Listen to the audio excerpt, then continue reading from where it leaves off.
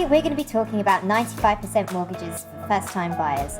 We'll be discussing the government's mortgage guarantee scheme, the pros and cons, what we know so far about the scheme, and how we'll be able to help you when the scheme is released. Hello, welcome back to our channel and podcast. My name is Gemma, and here at WIS we talk about all things relating to money, mortgages and positive money mindset. So if that interests you, then be sure to subscribe to our channel and hit the thumbs up. It really helps with our YouTube algorithm and means that you won't miss out on any of our videos. On today's podcast of Let's Talk Money and Mortgages, we have Iftikhar here with us again. Iftikhar is a trained accountant and mortgage broker who has been in the industry for over 10 years, and he is also one of the founding directors here at WIS. Welcome back, Ifti. How are you doing today? Yeah, I'm very well. Thank you. Thanks for having me back. You're welcome. Now, on today's show, we're talking about the government's mortgage guarantee scheme, so let's get into it. The first question that we have today is, what is the scheme about? Oh, it's a brilliant scheme. Just to give a background, before the pandemic, banks used to offer 5% deposit mortgage. But with the pandemic, what really happened was the lenders started to worry about the risk. And what they did was they wanted bigger deposits. So most banks went up to 15%. They said 15% or nothing. And that sort of gradually changed to about 10%. Still, there are a few lenders who insist on 15%. But what the government has done along with this budget is something fantastic, because they've come up with a 5% deposit mortgage. Now, we haven't seen this 5% deposit mortgage in about a year now. So it is a welcome change. I know a lot of our potential sort of clients have been waiting for this announcement, because 5% for a lot of people is reachable, but if you say 10 makes it a bit difficult, but 15 was almost impossible for a lot of people who are trying to buy a property. So it's a welcome change by the government, which is sort of appreciated by a lot of people. And I know our phones have been ringing quite a lot as well, and I'm sure that a lot of people are looking forward to this one. Yeah, definitely. So who can apply for the scheme then? Who does it apply to? Yeah, I mean, this scheme is quite flexible, because you normally have things like 5% help to buy, but that's applicable for only new builds. But this one is applicable where, people like first-time buyers can apply, people who are moving house, they can apply, or people who've owned houses in the past can apply as well. So all you need is a 5% deposit up to 9%, because when it's 10%, the banks really take over, because there are products out there. So the government is already saying, okay, 5 to 9%, we will be part of the scheme, right? So that's the change that's happening. Yeah, so it's quite open, unlike other schemes around. Oh, so it doesn't have to be a new build then? No, it doesn't have to be a new build. That's the beauty of it. You can use this for a new build, but at the same time, it can be for an existing property. Because a new build, sometimes it's like buying a new car, isn't it? Because you do pay a premium for a new build. Of course, for the new factor and things like that, people do pay that premium. But, for some people, it's kind of not reachable, because sometimes, you have to make a call, because if you're looking at a particular area, the new builds might be 25, 30,000 more. But sometimes people settle for something else. So it opens up that market as well, so which is a great thing. Yeah, that's brilliant. No wonder it's such a good scheme. Well, is there anyone that can't apply for this? Yes, so this is not applicable for people who are looking for their second property. People can't use this scheme for a buy-to-let, or if you're buying a property through a limited company, you can't use this scheme as well. But apart from that, most others can. And the beauty of it is for the whole of UK, because we have schemes like Help to Buy. Now, Help to Buy has regional caps. But with this, it's 600,000 throughout the country, which is a massive advantage if somebody's looking to sort of even step up, looking to move to a new house. So, for people like that, it's you can use this scheme as well. So it's a beautiful scheme, yes. Great. And, it makes me wonder, are there any restrictions? I feel like there's always one or two. There are restrictions. Yeah, of course, there's always restrictions. Because obviously there is a 600,000 limit, right? So that is one of the restrictions. Because if you look at, say, central London, I've got a lot of clients who kind of look for properties around Canary Wharf, that kind of area. For them, 600,000 won't really get them the house they want, right? So for people like that, there is a restriction, because they can't do this, right? And also the scheme starts in April and it runs out in December next year. So there is a time restriction as well. The government has promised to review the scheme, but as of now, it's only for about 1.5 years from the time the scheme starts, right? So there is a time restriction as well. So yeah, so those are the things that you have to be a little mindful of. So Ifti, how will the affordability work for this? Right. So schemes like Help to Buy helps with affordability sometimes, because what happens is you put a 5% deposit, okay, but what happens is the government tops up 20% as well, right? But this scheme doesn't work the same way. How this scheme works is that the normal affordability criteria of the banks will apply here. So what that means is, this is just a rule of thumb. What we say is somebody who's got income and who's got acceptable expenses, and somebody who has very little credit commitments, and someone who's got a good credit profile usually can borrow about 4.5 times their income. So those rules are expected to apply for this scheme as well. So for example, if somebody is, I'm just taking this because the round number is earning 100,000, you can get 4.5 times your income, which is 450,000. So that's what you're kind of looking at. So it's very similar to a 10% scheme or very similar to a 15% scheme. The same income multiples apply. So you don't have that additional top up coming from the government. So the affordabilities are quite similar to a normal mortgage. So that's how the affordability is expected to work, right? But remember, this is a 5% deposit mortgage, and the banks still haven't given out their rules, exact rules yet. In the past, before the pandemic, when there was a 5% deposit scheme, banks were a little bit more stricter. The income multiples were not quite 4.5 times with most banks. It was around 4.25 times, right? So they may do the same thing with this as well. We don't know yet because the scheme only comes live in April, so we don't know yet. But it'll probably be around the 4.5 mark, right? I don't think it'll be far off, but there might be some adjustment. So that's something that for you to be mindful. I'm going to say, so that kind of means that it's aimed maybe at people who don't have a deposit but have enough money, have a good enough job to afford that kind of mortgage. Because obviously, if the bigger you deposit, like with the Help to Buy scheme, for instance, if the government's putting in 20% and you top up with 5%, that means you only have to do the affordability on the remainder 75%, right? That's right. Yes, exactly. That's how the Help to Buy. So with the Help to Buy, sometimes it's easier to borrow a little bit more, right? So it's helpful. But with this scheme, we may have a small problem, because what happens is you might not be able to take that additional borrowing from the bank or the government to make this work, right? So because your affordability stops at some point here. But also we have to be conscious of the traditional rules as well, right? Because affordability is to do with credit, right? So with a 5% deposit scheme, banks may credit score you a little bit higher, because we normally say, people who have about a 750, 800 credit score out of 1,000 is sometimes okay.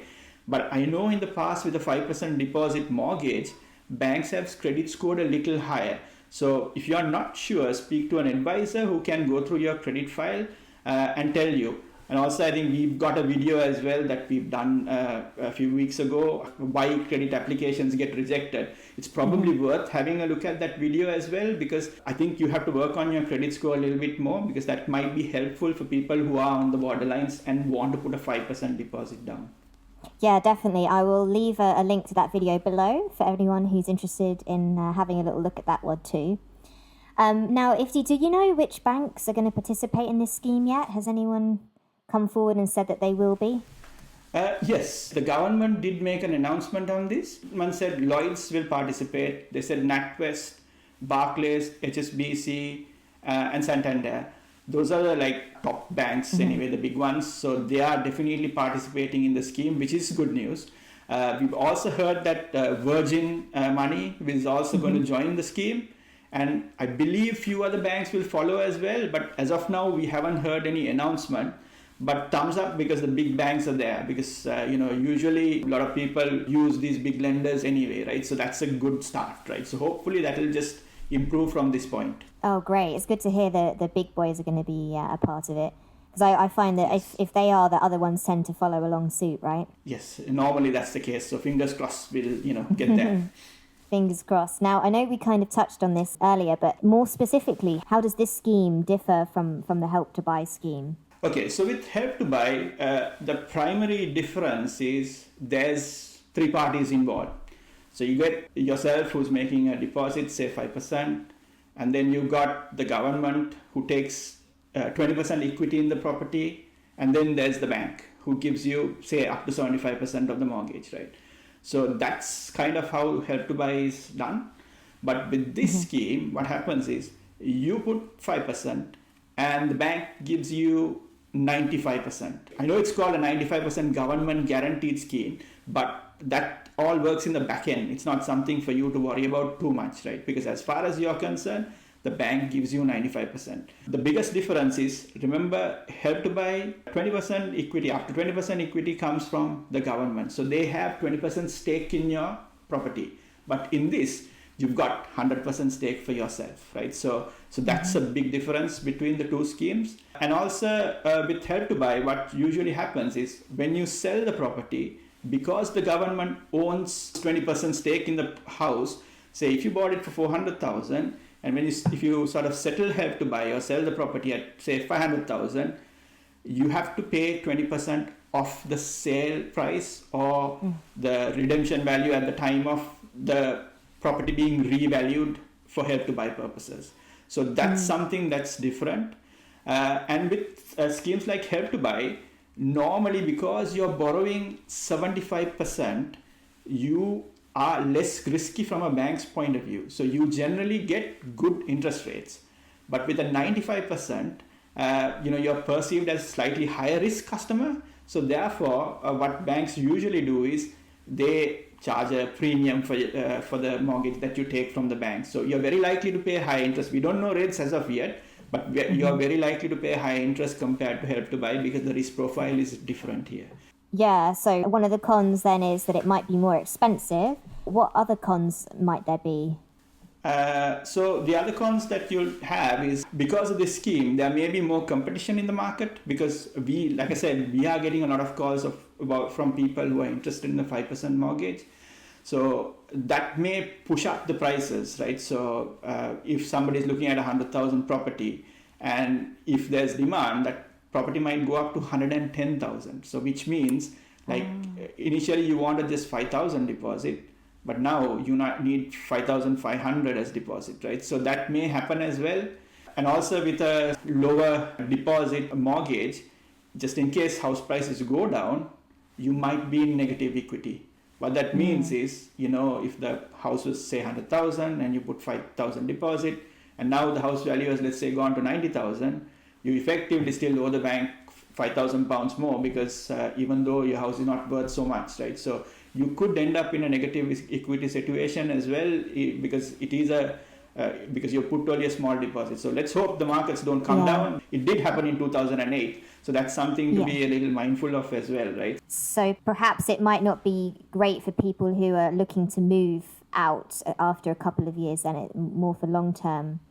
People are going to stay in properties longer term. It depends on how the market performs over the next few years. Yeah, I mean, if you're thinking of moving, you may have this situation where you may end up with negative equity, or even for people who are trying to do a remortgage, because if the house value is dropped from 100,000 to 90,000, when you go to remortgage, you're kind of in negative equity and you may have to put further deposit down, right? So if you want to make the remortgage work, so there is a situation like that, you have to be a little mindful as well. But also other cons in this scheme will be things like, it's not, like I said, you got a 600,000 limit, but whereas some places in London, you might not be able to buy a property for 600,000 because, that's what it is, right? So we may have problems like that. And other cons might be things like interest rates might be higher compared to schemes like Help to Buy. And sometimes Help to Buy probably works better for some people than this scheme because, of course, you got the government top-up, isn't it? So it may work better for some people because, if that's what you want, right? You want that 400,000 house But whereas with this scheme, you might only end up doing, say, maybe 350,000, right? So that gives you that additional bit of push where you can reach for that property you want. So that could be a negative as well. And also in terms of like affordability, right? So if you compare with schemes like Help to Buy, your affordability may be a little bit more because you've got the government support, right? But in this scheme, you won't have a direct support. It's an indirect support that you get. So therefore, you may not be able to get the same affordabilities with this house. Yeah, okay. And now if we talk about the pros, what would you say are the things that really stand out as being quite positive with this scheme? Okay, the pros is obviously you just need 5%, right? That's the biggest pro in the scheme, right? Because a lot of people struggle to save more than that 5%, right? I've worked with a client who's been with me for a while. For the last sort of 6 months, he's been struggling to move from 5 to 10%. So for him, it's a very welcome move. So that's the biggest pro you have in the scheme. And also, like you mentioned earlier, it works very well for people who have good income, because with good income, so I use the example 100,000 a year, right? You suddenly, all things being good, 4.5 times your income, you're looking at 450,000, and you just need a 5% deposit, right? That's a decent amount which you can use to buy a house, just outside London sort of thing, right? So that's sort of good. And also this scheme is available for almost everyone. That's the beauty of the scheme as well. Because if you take schemes like Help to Buy is only for the new Help to Buy scheme, which is going live very soon, is only for first-time buyers. But with this scheme, it's open for first-time buyers, home movers, that is people who are selling a house and moving, and previously people who own houses, right? So that's sort of a good plus as well.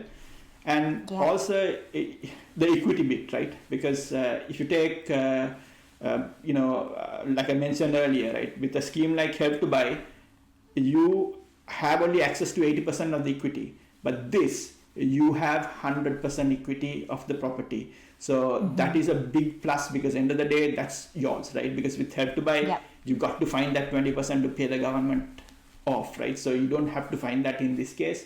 So it's all yours. So that's a big pro as well. Well, thanks, Ifti. Now I just wanted to go to some questions that we've had from some of the viewers. So someone has asked, do I need to pay back the government? No, that's a good thing. It's unlike the Help to Buy scheme. You don't have to worry about that at all. Because with this scheme, what really happens is it's only a government guarantee to the bank. So what the government does is, although we call it a 95% guarantee, it's actually a 80% guarantee. So what the government does is, they guarantee, you put 5%, but they guarantee 15% to the bank, just in case, the person who took the mortgage is unable to pay and they have to recover the debt. The government says, okay, we'll pitch in, we will pay up to 15%.